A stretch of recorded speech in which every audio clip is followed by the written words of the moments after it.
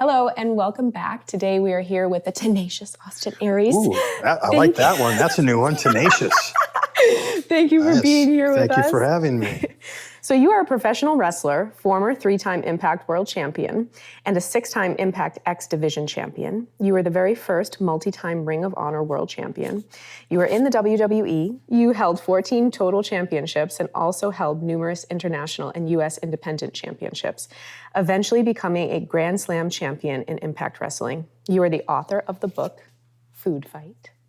And you use your platform to educate others on being a conscious consumer.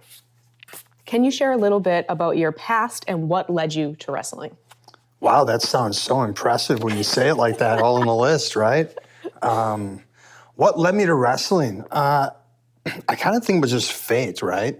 I grew up in the Midwest, kind of a very typical upbringing, lower middle class, eating a lot of the foods that, we all did at the time, convenient fast foods.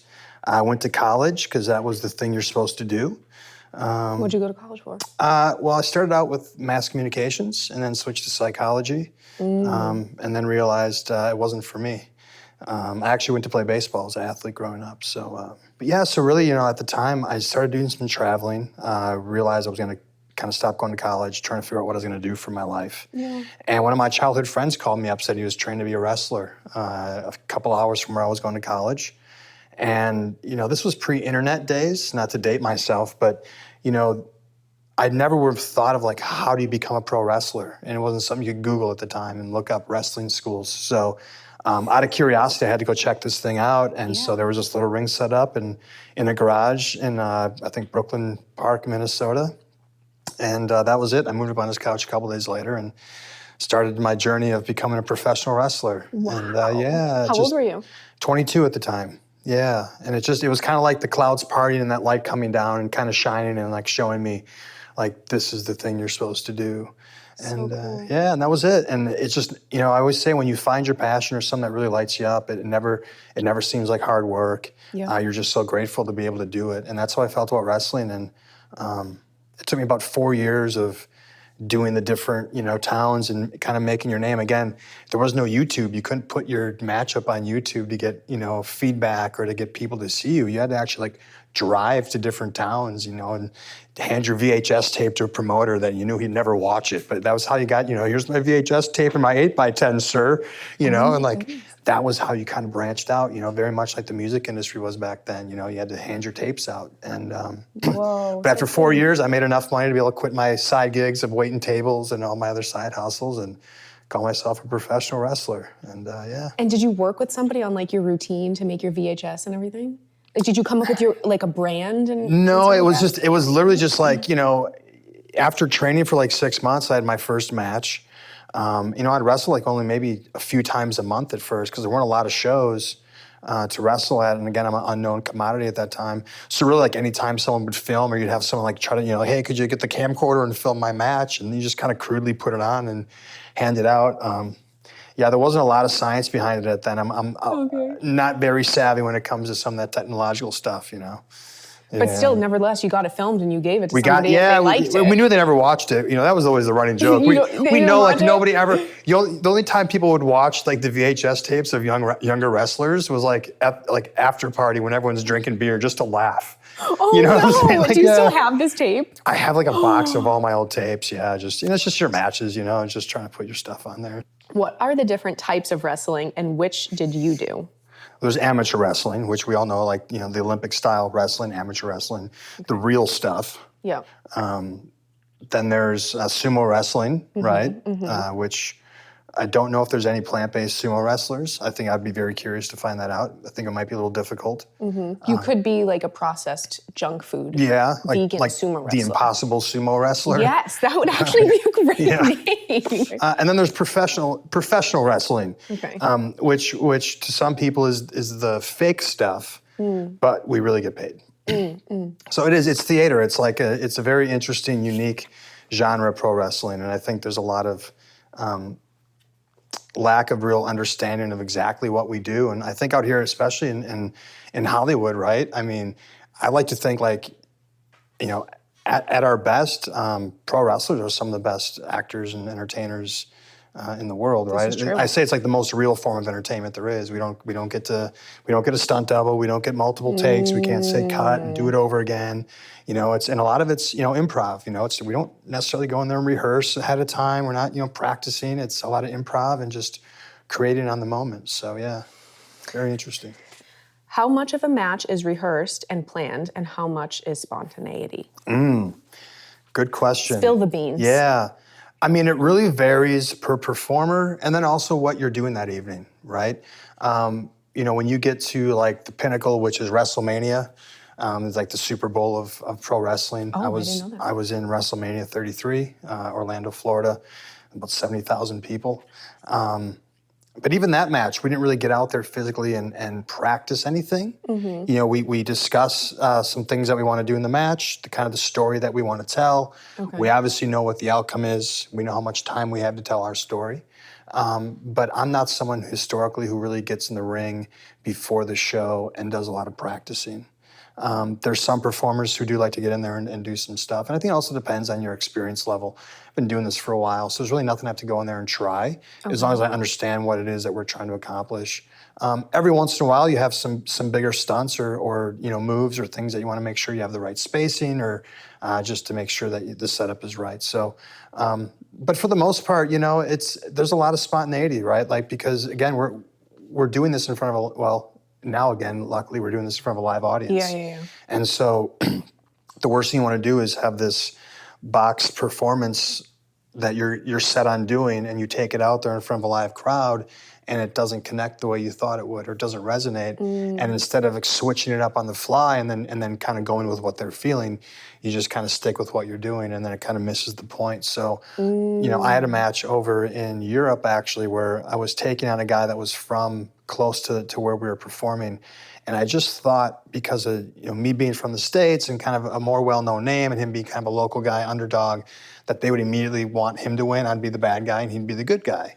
But when we got out there, they just weren't having it. Like, they were not going to boo me that night. They loved me for whatever reason. I don't know why I still haven't figured it out. But instead of just going with that, you know, like 2 minutes into it, I just said, hey, we're going to switch this up. And you're the best. And we just switched it right on the fly. And then what happened? We had a great match. And do you have like a planned set of moves that you're like, okay, I'm going to do this? Do you have like an outline so the opponent can expect what? Yeah, sort of, kind of. So like, again, like when I did my training before I ever had my first match, I did, you know, 3-4 hours a day, you know, 4 days, 3-4 days a week, you know, and that was, I would say, it's kind of like dancing. So once you practice and you learn the dance steps, like if you know how to salsa, then you know how to salsa. And you can grab anyone else who knows how to salsa and get on the dance floor, and you can pretty much make it work. So you don't have to go and practice the steps over again. So once you learn the steps of pro wrestling, you learn the moves, you know, there's this universal language to it, to where, again, I've gone to Japan, wrestled a guy that I never met, does not speak the same language as me, and we get in the ring and we perform. And it's because we know the dance steps. And then every guy, you know, if you think of us kind of like superhero characters or video game characters, we all kind of have our move set that's unique to us, or the things that we're known for. So I have, you know, a handful, half dozen things that, you know, Austin Aries is known for these moves. So if you kind of scout and know your opponent, you kind of already have an idea of what's in their arsenal, the things that they like to do or the things that they do in their matches. Okay. And then I kind of have the things I do, I know the things they do, and then we just try to find a way that they kind of meld and put them together in a story, you know? Because really at the end of the day, it's about telling the story. The moves are just our vocabulary to evoke the emotion that we're trying to get from the people. Yeah. Nice. And so I've always wondered this too, like when you fall, is there a specific way that you practice a fall so you don't hurt yourself? Like, do you tuck your chin to your chest? Or does it just hurt? Yeah, it always hurts. Okay. So we try not to we practice so we don't get injured. But getting hurt's just kind of part of the deal. Like I said, you don't fake gravity. It's one thing you can't fake. Yeah, there's a certain technique to falling the right way, trying to disperse the impact on as much of your surface as possible.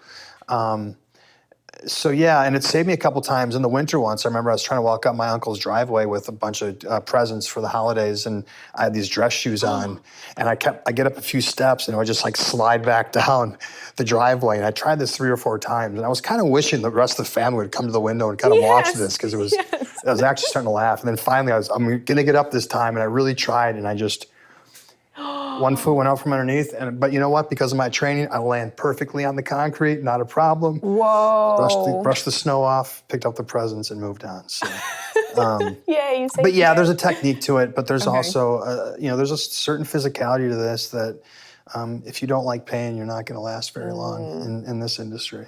Is the floor kind of squishy, like the stage floor? So most rings are going to be made of a metal frame that has, some of them might have a large spring in the middle, so it just has a little bit of give. So it's not solid. That's the difference between like a boxing ring and a wrestling ring. Okay. There's just a little give. Then you have like plywood and 2x4s on that, and then your mat is maybe about maybe 1.5 inches, 2 inches thick. It's not cushy. Okay. It's not like a bed mattress, right? But there's enough give so that you can get back up. Okay, because if there was no give, it would be a little difficult. Okay.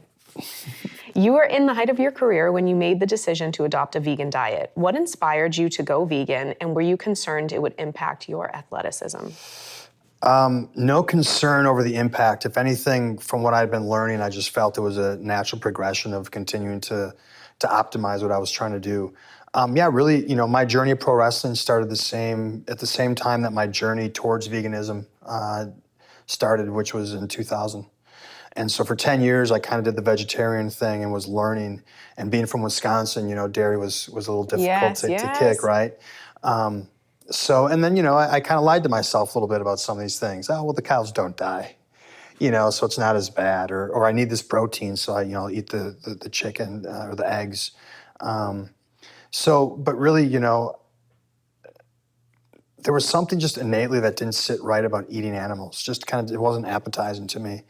Then I started looking into the health factors that were attributed to the heavy animal consumption. And then you look at the environmental factors. And when I put all these things together, I remember one day I was making this really big bag of cheap chicken breasts. We're gonna cook them all up for the week's worth of food. Yeah. And I remember just looking at it and going, man, this is gross. I was just kind of really put off, and I just made that decision that day to get rid of the meat. But it was the beginning of me taking ownership of my consumption, of being a consumer, right? We talk a lot about voting and how your vote's important. And I like to think that the most important vote that we make is with our dollar. Yeah. Every time we go shopping, every time we buy something, we're putting a vote for it to say, yeah, this is good, this is okay. And so many people, put so little thought into that vote. And so that was the beginning of my journey. And it took 10 years before finally I went completely vegan and really adopted the vegan lifestyle. And I was just hanging on a little bit of whey protein powder and, mozzarella, string cheese and just things like that. And because of conditioning that you, as an athlete, okay. And just, I need to get this protein. And then also my upbringing and stuff, I tried to rationalize cheese not being so bad. Which I since now believe is actually worse than meat itself. Yep, same. I watched the film Forks Over Knives, and that was just kind of the last little nudge I needed to say, all right, you give me the science, you give me the evidence, and it kind of backs up the things I already feel. And I just switched out my whey protein for some plant protein and got rid of the little bit of dairy I was eating and then started that journey. And there was really no drop off in performance or my size or anything like that. If anything, I think even continue to improve because I eliminated a lot of these things. So if we're eating animal products, even a little bit, every meal, every day, we're living in this chronic state of inflammation. Yeah.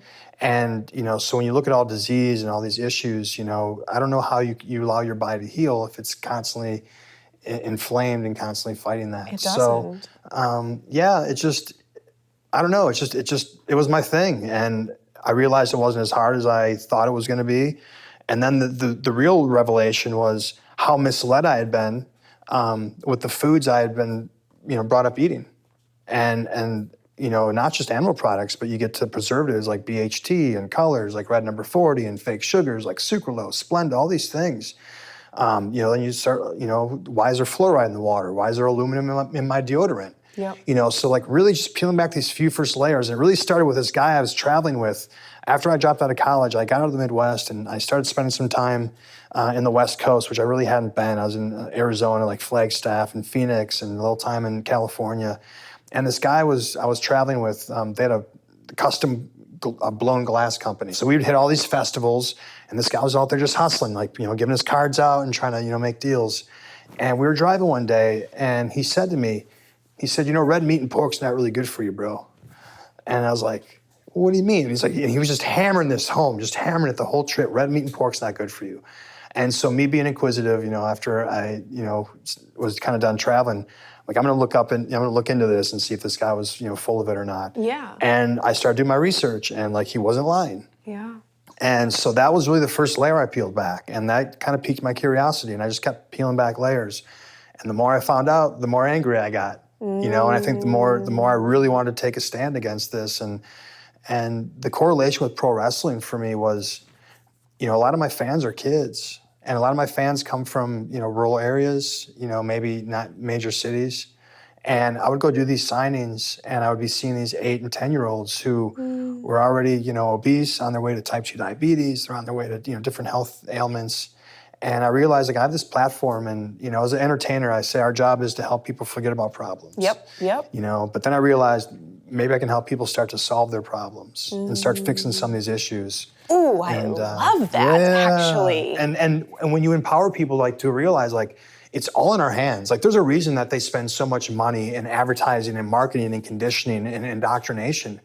Because once you smarten up to the reality and you unattach yourself from it, like, they're never gonna get you back. So that's why they spend so much money to keep everyone conditioned to think this is what you're supposed to be consuming. But you see where it leads us. It leads us to a population of very chronically sick people. You say we're either fighting or feeding disease with every bite. What specific foods do you eat, and what does your diet consist of? Yeah, I really think it is, right? Like, we don't get sick overnight. It's not the one hamburger or the one, it's not the one drink. It's not the, it's not the one time we do things, but it's this repetition over and over and over again. And that's why I think one thing that kind of switching to this lifestyle forced me to do was when you start reading ingredients labels and you start actually seeing what's in your food, you realize, oh, wow, there's a lot of stuff in here I would have never known. A lot of people say, oh, I don't really eat a lot of dairy. It's like, well, do you check your labels for the whey that they put in? They put whey as a filler in breads and then, pretzels and all these things. Well, why? It's a waste product. Yep. They're selling everyone 2% milk. What are they gonna do with all this whey? Let's convince the we'll athletes. Convince them that it's good for building muscle, or that protein's this wonder calorie that only puts on lean mass, right? But be scared of fats and carbohydrates. Right. So yeah, as far as my diet, I like to think it's almost more of what I don't eat as much as it is what I do eat, right? And so, I've pretty much eliminated most gluten. Just for me personally, I find it to be very difficult for digestion. Again, leaky gut, again, the gut health is very important, stuff we don't talk about. I just try to eat things that are natural, things that, the least ingredients, the better. Yeah. I try to eat organic when I can. I eat a lot of fruits and vegetables and hemp seeds and, oats and rice and beans and lentils. Nice.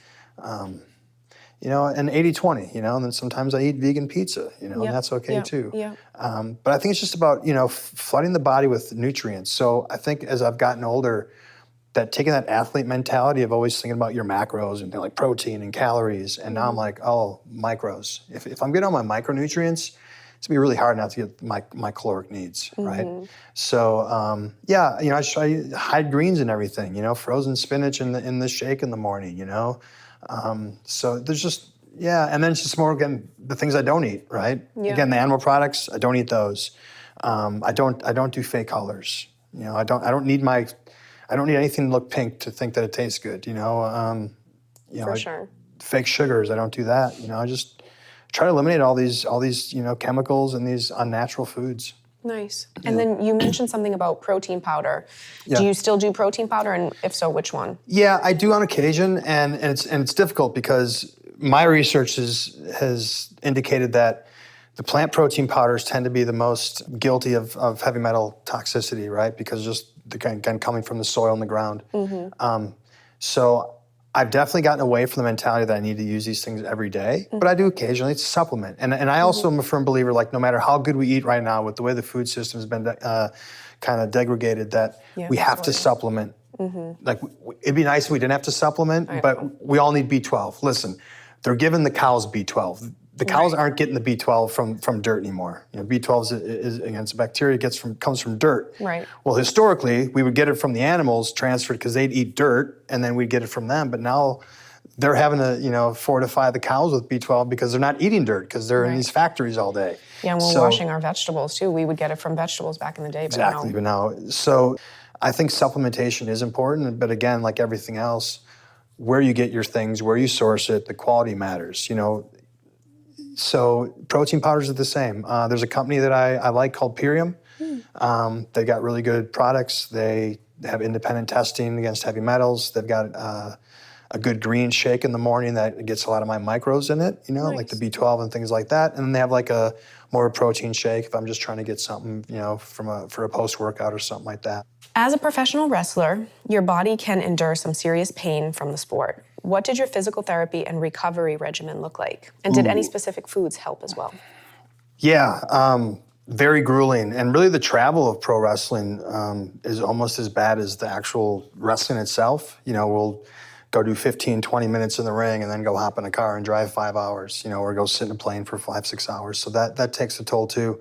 I've had some good massage therapists over the years that have kind of helped keep me loose and keep everything where it belongs. And again, just trying to keep an anti-inflammatory diet, things like turmeric, which, really help in lowering inflammation, and, antioxidants. And again, I just think that over the years, I think now 20 years into this, that because I've kept this diet that's really been low in inflammation, I just think it's helped me recover and kind of keep me upright and keep me moving. Nice. And did you ever have any slip discs or broken bones or anything like that? Oh yeah, I've got a plate in my face right here. Yeah, fractured orbital bone, caught a toe in the eye on an errant kick. So had that. I've got a couple herniated discs in my neck. I tore an annular tear in my back, torn labrum. So yeah. Do you still feel pain from this stuff? Yeah. Just you get used to it. Yeah. You don't even have a scar on your face from the plate. You thought there was a bag under my eye, didn't you? No, You can barely see tell it. that. Yeah. Wow, they did a great job. They did. I got really lucky. It's actually one of the best things that happened to me in a weird way. How so? So at the time, I kind of didn't have a lot of direction with this happened when I was with WWE. Didn't have a lot of direction with the company creatively. I don't think they really had any set plans for me. And so when I got injured, I just mentioned to them, hey, instead of me sitting on the shelf for 6 months, if you can find another role, maybe do some commentary or managing or something. So the day I got home from surgery, they called me and said, hey, we're going to try you on commentary for this new show that we're going to debut on their network. And I knew at the time that really it's important that the boss likes you, Vince McMahon, the god of pro wrestling. And I'm sure at that time he probably didn't really know who I was. I was still new to the company. And I'm not physically the type of stature that he really tends to pay attention to. He 6'4", 250. But I also knew that he liked guys that could talk. And if you had a quick wit and you could talk, you could grab his attention that way. So the first night on commentary, I was like, man, this is kind of like my make or break moment in this company. And it went really well to where afterwards he was waiting for me outside of the gorilla position, which is where they have all the trucks and stuff. And he just had this big grin on his face. And, God, you're a natural. Oh, that's a good impression. It was great, His voice. God. And that's it. And he made the decision there then to put me in WrestleMania, and he kind of got behind me for a while. So, that's so cool. Yeah, that's where, just kind of, reminding people that sometimes these things that we think are setbacks or, are bad can end up being the best things that happen to us. And you just got to trust the process and believe that things happen for a reason. Yeah, So, God works all things together for good, for sure. For someone who had an extremely demanding schedule and had to eat on the go a lot, what are some vegan travel hacks that helped you stay on track? Ooh, this is a good question. So I always travel with a cooler. I have a little travel cooler. So I think it's always be prepared, right? That's the old Boy Scouts motto. So yeah, I always like to travel with some food, whether it's pre-cooked packets of lentils or, Indian food to have, or fruits and vegetables. Just always have something handy. Because a lot of times, when our shows end, it's, 11, 12 at night. Even if you're not plant-based, your options for food at that time are very limited to convenience stores. So you're not really picking from the highest quality options. So I think that for me, it's just always be prepared, always have something handy so you never find yourself in that situation where you have to go try to find something at the gas station at 1 in the morning. You're Right. looking at all the ingredients list and go, oh, why do they got to put whey in these pretzels again? What is going on with this? So yeah, that's it, and just always have the cooler, have food in the cooler. And then the other thing is too, and this is actually kind of like one of my pleasures, especially getting to travel all over the world, is every time I get into a new city or new town, whether it's Happy Cow or just, look up like what's the good vegan options around. So, while a lot of my contemporaries and colleagues are going to the steakhouse, I'm finding like some little hippy dippy cafe and eating some hummus wrap, And so I think I found like so many cool little eateries over the last few years because I seek these things out. And then again, I'll just buy more than I need to eat and then put the rest in my cooler and have food for the weekend. So Nice. I'm a notorious over-orderer. Yeah, I'm like, just push these 2 tables together for me. I'm about to order some food in here. So yeah, that's it. Those are my hacks. You are very strong, not only physically, but emotionally as well. How do you deal with the doubters and naysayers, not only in your career, but in terms of being a vegan athlete as well? I'm actually not that strong emotionally. I cry quite a bit. I don't know. But I don't think that's a bad thing. I think that crying actually is that's a strength. That is a strength. You have to be strong to be vulnerable. For 22 years of my life, I hadn't seen what I see now, right? I wasn't on this journey. It didn't make me a bad person. It didn't make me stupid. It didn't make me, mean or ignorant. It made me less informed. It's just, so I try to hold compassion. I don't try to judge people, and and this is something I talk about when I go and talk about veganism. It's not about judging people and how far they are in the spectrum. It's about the kind of effort and are they aware and are they making steps to make better decisions. So I just try to lead by example and realize that a lot of times the things that people are going to throw at you is a reflection of their internal and not so much a reflection of me. And sometimes we trigger people, and it's okay. And with the food thing especially, because it's our upbringing, right? It's our family traditions, like no one wants to think like, you saying my grandma was trying to poison me all these years? It's like, oh, that's not what I'm saying, but she didn't know. Like someone was poisoning grandma before she was poisoning you, but it is true. And so a lot of it is conditioning. And, an interesting thought, and I've used this number a lot in this world we live in now, is that 500,000 people die a year of heart disease in the U.S. And yet none of our news stations are having a rolling counter. If they're updating us every hour of the new number of heart disease and the new deaths. One thing that people routinely come back with when I bring that number up is to say, well, yeah, but you don't spread heart disease. Like I can't give you heart disease. And my counter to that is you have to change the way you think about spreading something. Yep. Because I think through ideology, yep, through conditioning, social conditioning, through marketing, through advertising, we very much have spread heart disease to our people, right? And so that's just as important. And so if we're going to care about our health in this instance, we should care about it across the board. We shouldn't be selective of where and how we care about our health. Amen. And so I just think that I'm very strong in my convictions. I don't think I know everything. Conversely, that's why I ask so many questions, because I don't think I know anything. But I also think that it's important to question all these things that we just accept as fact. And we have to go back to I always say follow the money. And in a society where we make money on sick people, it's hard for me to trust the people in charge that they have my best interest at hand, right? Because they need me to be sick to make money on me. They need me to be ill-informed to make money on me. How do you think we could change the system to where we could make money off of healthy people? I was thinking about this the other day. I was like, why is organic food more expensive than conventional food? Yeah. Because they have to pay for these certifications.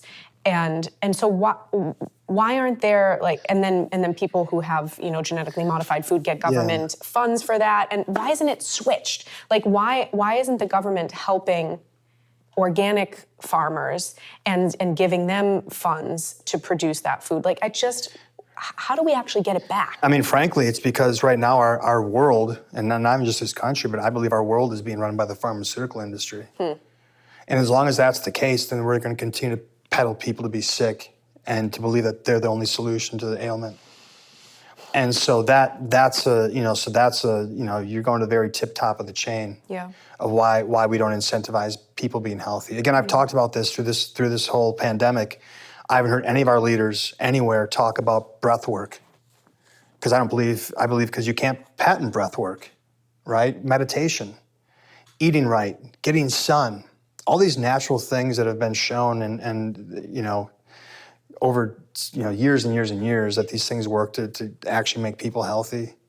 But they don't make money on those things. Yeah. You know, so until, to answer your question, I don't know that we'll ever get a model of where we're going to incentivize health, because right now it's like that just means they lose a customer. Thank you for being here with us, and Thanks thank for you for having me. sharing your heart Appreciate and it. your truth, and with boldness and Thank courage. you. Thanks for what you're doing. This is a great platform. Yeah. Thank you so much for tuning in. Love, Gianna. And Austin Aries.